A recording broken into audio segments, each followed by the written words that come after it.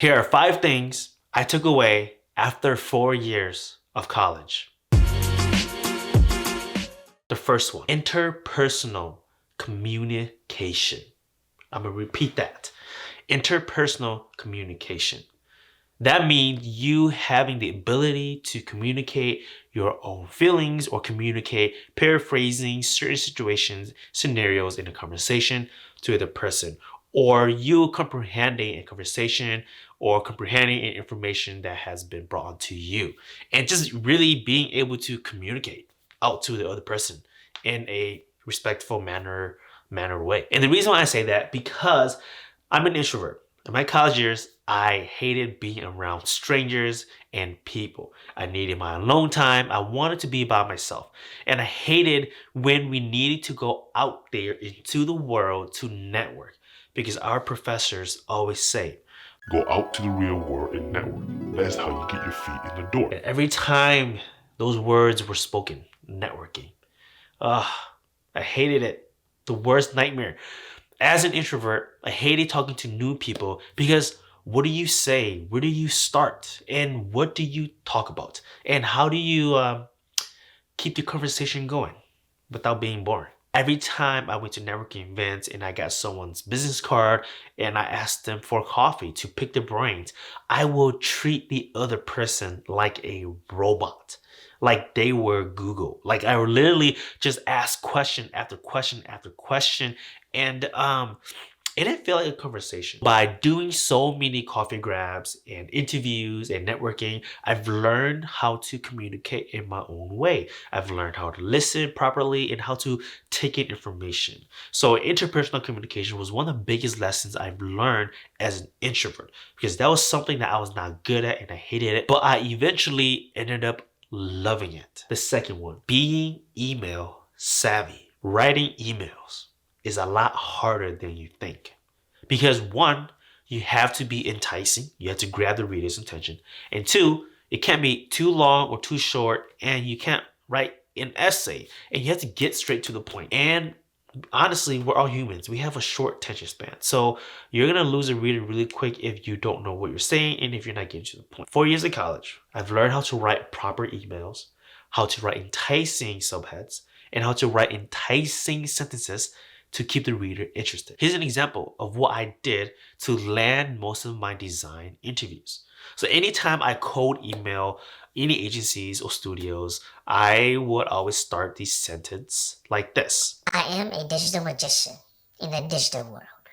And with one touch of my mouse, I can turn anything to whatever you want.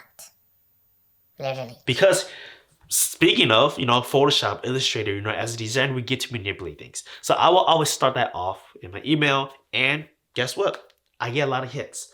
And a lot of people, every time, I go to interviews, they talk about it. Excuse me. They will talk about it and we will laugh. And that's a good conversation starter in our interviews. And honestly, that phrasing didn't come easily. It took me maybe almost 100 emails just to get to that right one. So practice writing your emails. And I'm actually learning how to write better emails even now. And right now, I think email is probably one of the best skills anyone can have. Email savvy, I definitely learned that and took that away from college. Number 3, asking beautiful questions. And what do I mean by asking beautiful questions? That means asking questions that are actually giving you the right information that you need.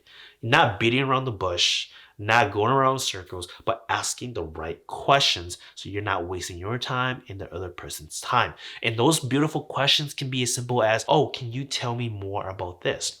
Do you mind sharing me of how you got here? Is it okay if I was to ask this? So beautiful question also starts on how you phrase your question. I always love saying, do you mind?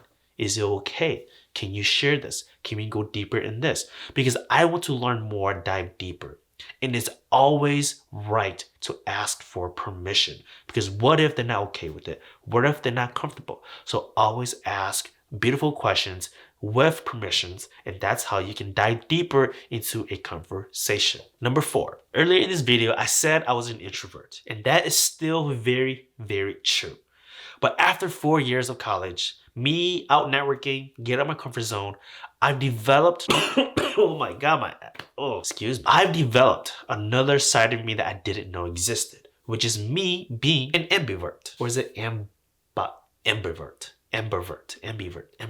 Oh, jeez. What that means is that I'm able to have that switch where I can turn off my energy of being an ambivert to an introvert, because I still like to be alone. I still like my own alone time. I still like to, have to do my own things. I still love my quietness, the quiet place. But then there are times where I know when to switch on the switch so I can go out and be a people person, talk to people, especially when it comes to networking events. That's when I have to use my energy of being an extrovert. I have to be outgoing, I have to be loud, I have to be, a people person. And then after the networking event is done, I come back home and I go to a quiet place like my office, my bedroom, and I just read a book. I need to re-energize myself, bring back those in, and just isolate myself and think deep. As an introvert, I've learned how to control my energy, and I've learned when to be an extrovert and not an extrovert. So I've learned that being an introvert is who I am, and that actually took 4 years for me to learn that. And lastly,